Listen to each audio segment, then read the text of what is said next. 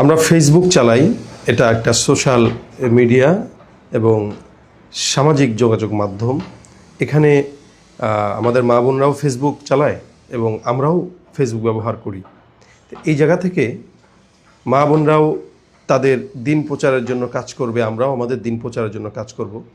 কিন্তু কেউ যদি মনে করে যে আমি আমার ফ্রেন্ড লিস্টে কোনো মহিলাদেরকে অ্যাকসেপ্ট করে আমি দিনের কাজ করব, অথবা কোনো মেয়ে যদি মনে করে আমি কোনো পুরুষকে আমাদের একটি গ্রুপে ঢুকিয়ে দিনই কাজ করব, এই ব্যাপারে শরীয়ত কী বলে? আসলে দেখুন, নারী এবং পুরুষ এই উভয় জিনিস উভয় ব্যক্তির মাঝখানে অনেক বড় একটি বন্ধন এবং শয়তানের একটি খেলাধুলায় জায়গায় কাজ করে। শয়তান এখানে চক্রান্ত জাল বিছিয়ে দেয়।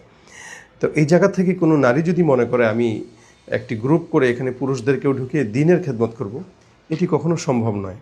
কারণ এটায় যখন আপনি প্রবেশ করবেন তখন আপনার অগোচরে আপনি গুনাহে লিপ্ত হওয়ার সম্ভাবনা আছে।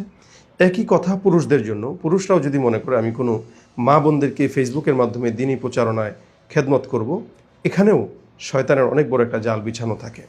যার জন্য প্রত্যেকের প্ল্যাটফর্মে থেকে দিনী কাজ করা উচিত। আমরা ছেলেরা আমাদের শুধু ছেলেদের জায়গায় আমাদের ফ্রেন্ড লিস্টে কোনো মেয়ে বন্ধু না নিয়ে আমরা শুধু ছেলেদেরকে রেখে আমরা দিনী কাজ করতে পারি। মা বোনরা তাদের ফ্রেন্ড লিস্টে কোনো পুরুষ না রেখে দিনী কাজ করতে পারে। দিনী কাজের অজুহাত দিয়ে কোনো ফ্রেন্ড লিস্টে কোনো নারী অথবা কোনো নারী কোনো পুরুষকে এইভাবে গায়ের মাহরামকে অ্যাকসেপ্ট করা, এটা যেন কেমন শয়তানের জালকে আমার ঘরে বিছিয়ে দেওয়ার শামিল হয়ে যায়।